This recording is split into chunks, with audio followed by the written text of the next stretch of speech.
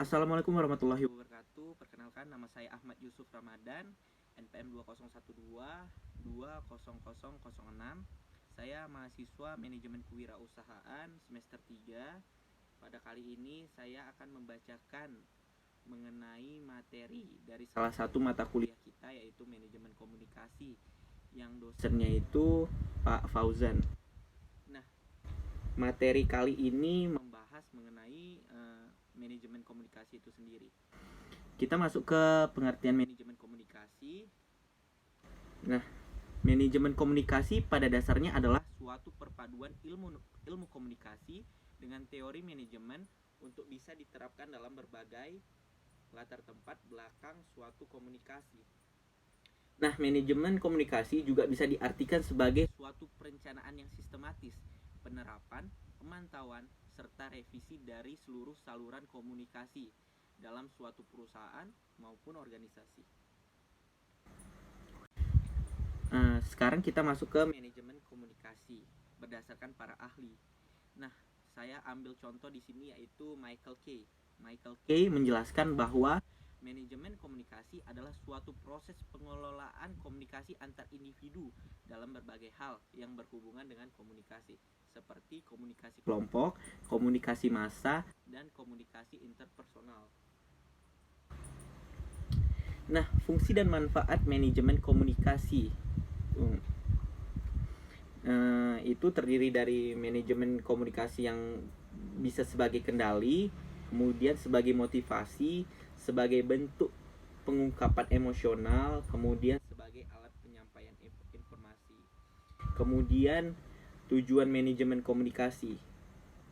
Pada umumnya, tujuan adanya manajemen komunikasi adalah untuk bisa berinteraksi dengan baik, sehingga setiap orang mampu memahami dan mengerti bagaimana cara berkomunikasi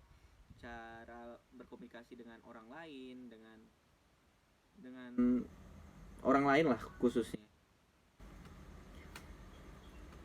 Kemudian kita masuk ke bentuk dan contoh manajemen komunikasi, yaitu terdiri dari komunikasi formal. Nah, komunikasi formal ini apa? Komunikasi yang terjalin antara atasan dan bawahan tanpa memerlukan pengaturan tertentu. Kemudian komunikasi non formal. Komunikasi non formal juga tidak memerlukan suatu pengaturan tertentu dan sering terjadi secara spontan saja. Kemudian komunikasi informal. Komunikasi informal adalah komunikasi yang dilakukan untuk membahas hal lain di luar pekerjaan. Next, komunikasi teknik. Komunikasi ini adalah komunikasi yang dijalin untuk mencapai suatu strategi tertentu, seperti seorang manajer marketing yang memberikan arahan secara teknis tentang cara melakukan pemasaran dengan memanfaatkan media sosial. Dan yang terakhir ada komunikasi prosedural. Nah, komunikasi prosedural ini pun terbagi 3, yaitu komunikasi vertikal, komunikasi horizontal, dan komunikasi eksternal. Nah, untuk yang vertikal ini dimaksud adalah komunikasi timbal balik antara atasan dan bawahan dengan suatu etika komunikasi yang baik. Sedangkan horizontal ialah komunikasi yang terjalin antara pimpinan dengan karyawan dalam suatu perusahaan. Artinya, komunikasi horizontal adalah arus komunikasi yang berada dalam satu level organisasi tertentu. Masuk ke yang komunikasi eksternal. Komunikasi eksternal adalah komunikasi yang terjalin antara perusahaan dengan perusahaan lain yang berada di luar perusahaan. Nah, kemudian ini ada manajemen komunikasi dalam komunikasi orang dewasa.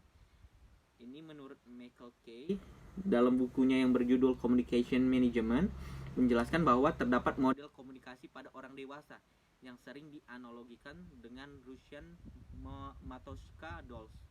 Menurutnya, boneka terkecil adalah bagian yang terdapat pada suatu konsep komunikasi orang dewasa belakangan ini.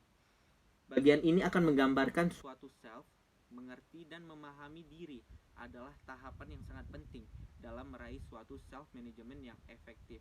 Artinya, komunikasi interpersonal yang terjadi harus mencakup suatu persepsi, sensasi, memori, dan cara berpikir. Nah, dari kesimpulan tadi bisa kita ambil eh, bahwa manajemen komunikasi itu adalah suatu proses timbal balik dalam menginformasikan suatu hal pada orang lain. Bentuk pengelolaan komunikasi ini adalah kunci utama keberhasilan dalam setiap jenis hubungan, baik itu hubungan persahabatan atau kerjasama. Nah, tanpa adanya komunikasi yang baik, maka segala sesuatu pasti akan menjadi rumit, terlebih lagi mencapai kesuksesan. Nah, selain itu untuk mencapai kesuksesan, kita juga perlu beberapa hal lain lah gitu. Demikianlah presentasi saya pada hari ini. Lebih dan kurang saya mohon maaf. Billahi taufiq wal hidayah. Wassalamualaikum warahmatullahi wabarakatuh.